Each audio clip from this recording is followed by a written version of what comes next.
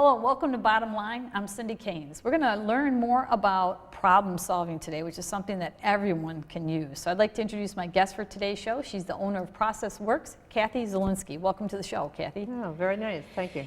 Kathy, maybe you can help us understand what a problem is, because problems may be different to other people. So what might be just level set people who are watching? All right. That's a good question because that's always difficult for people. They use that term to mean a lot of different things. But a problem is something that goes wrong. It just goes wrong. We have a lot of expectations for performance, be they people, products, process. And when it doesn't work the way we know it should work, we have a problem. Okay. So that's a problem.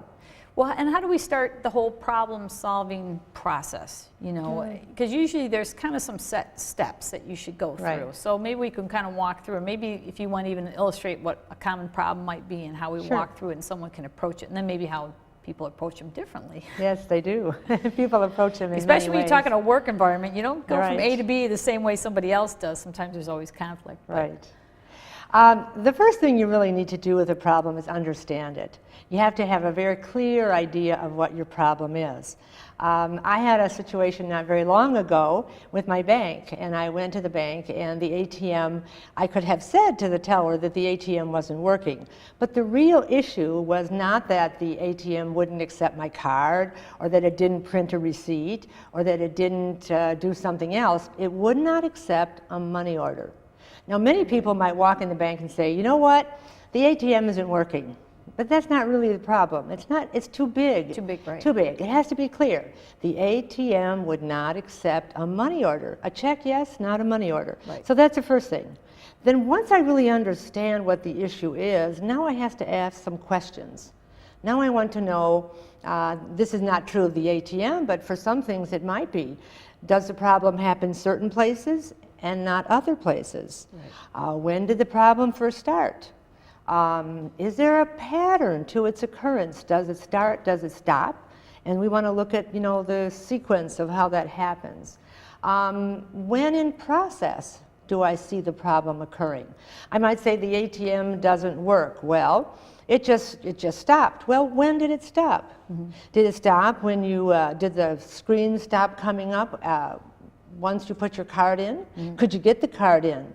How far along? Right. Where were you in the process of doing it? You say to your husband or your wife, the wash machine won't work. Well, does it rinse? Does it wash? Right. Does it? So I want to understand when in process.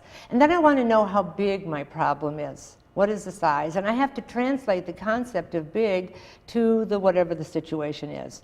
If there's oil leaking in the plant, well, how much oil is leaking? Right. If I've got a rattle in the back of the car, how loud? How soft? What does it sound like? So it's like understanding the problem. Right. So once I do that, then I can start thinking about why. I can look for my cause.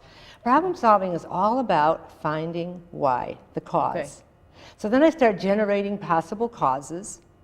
And once I've generated all the possible causes, already my mind is flying to, does this cause explain the evidence? Right. If you watch CSI or you're a detective fan, it's always about evidence. And all that data that you gathered, somehow it has to be explained by the cause you put up. Right. Right. So now you've gone through understanding your problem, you have generated possible causes, and now you've started to really think them through. Do they make sense? Does this cause make sense in light of what I know?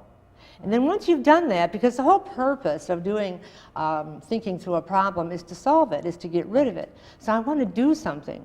So before I do anything, which might cost some sort of resource, money, time, money, or manpower, I want to verify it. I want to say, well, if this is really the true cause, let me take some steps. Let me either go out and check. Mm-hmm. If I think the oil is coming from overhead, some bad bearing, let me go out there, take it apart, and see if that's what's dripping. Mm-hmm. So I might do a visual inspection.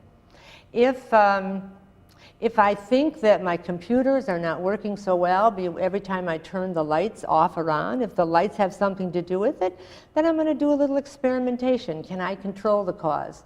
Right. If I turn the lights on, Does my computer do something strange? If I turn them off, can I get it back to normal? Right. So now I've sort of controlled it. Can I stop and start the cause? Right. Or the other thing that people do is actually put a solution in place and see if the solution works. Right. So then I sort of fix it. I recall I had some problem with water in my basement. And so my theory was, as I looked at my basement and all the walls, that probably the landscape outside was not so good.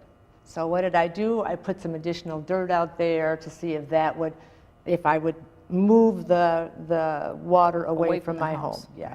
So those are the 4 steps. Understand your problem, generate causes, and then think them through, figure them out. Figure out which one makes the most sense, and then lastly, verify what you're going to do. Okay. Yeah.